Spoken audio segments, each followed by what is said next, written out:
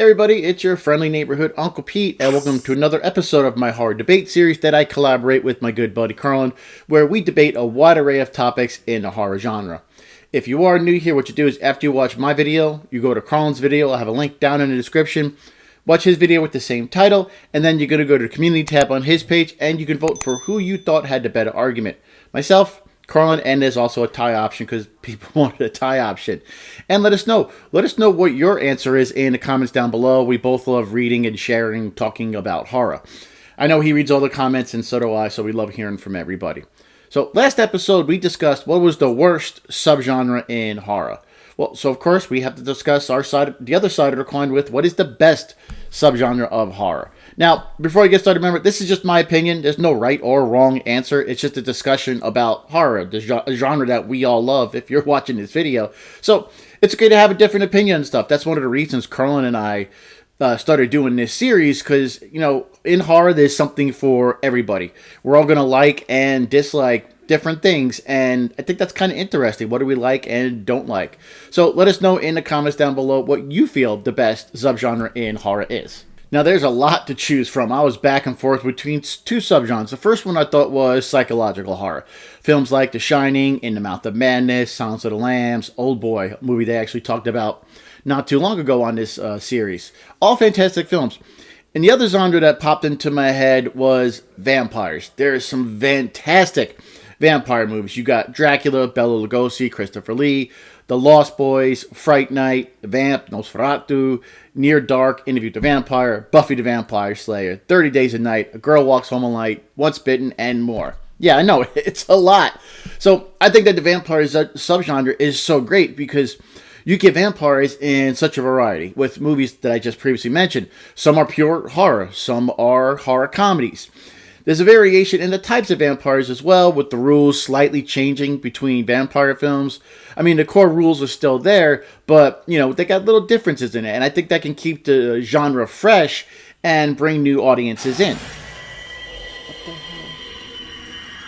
Sorry, I'm recording this film at night because, yeah, something's been bothering me lately. So I decided to record this film at night, and sometimes you hear weird stuff. So I think there's an allure with vampires. You know, I think that's really popular with the genre, and even more so than like zombies, werewolves, killers, demons, ghosts, and so on.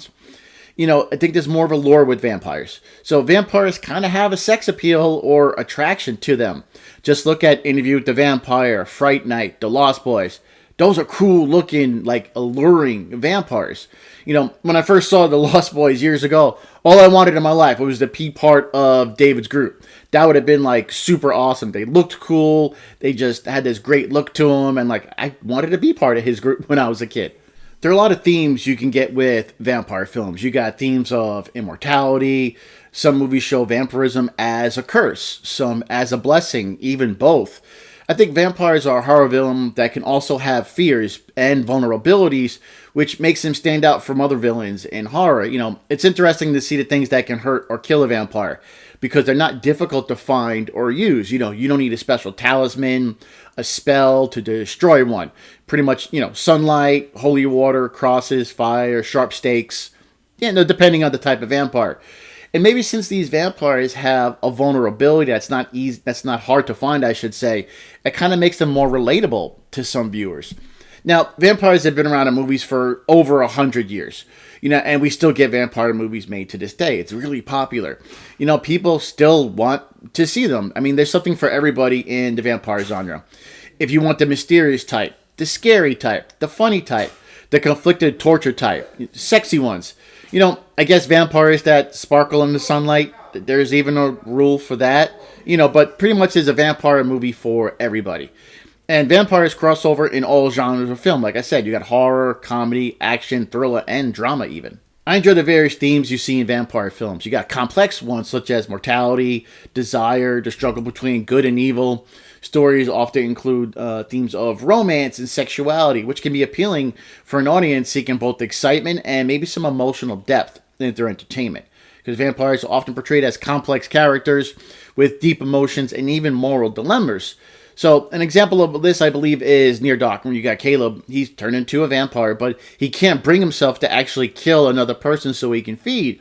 And this is an actual detriment to himself because he starts getting sick without feeding on blood, and he's going to actually die without feeding, but he can't bring himself to it. And this also alienates him from Jesse's gang. So I believe that adds some more depth to him actually becoming a vampire.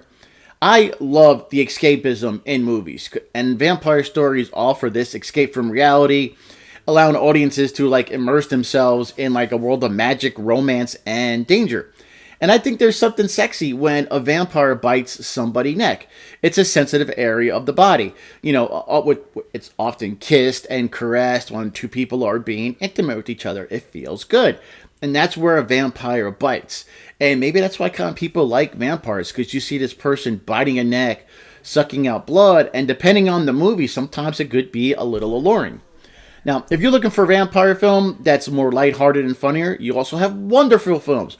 One of my favorite comedies of all time from the 80s, Once Bitten. You have another wonderful film, My Best Friend is a Vampire. Vampire's Kiss is a good one as well. It's about a man who thinks he's a vampire. It has funny moments, but after watching it, you'd also see it's a pretty sad story as well. Again, good, complex story even in this comedy. If you want graphic violence and gore, you have films like From Dusk Till Dawn, 30 Days a Night. If you want classic vampire stories, look no further than 1931's Dracula starring Bela Lugosi. Or you got Christopher Lee as Dracula in 1958.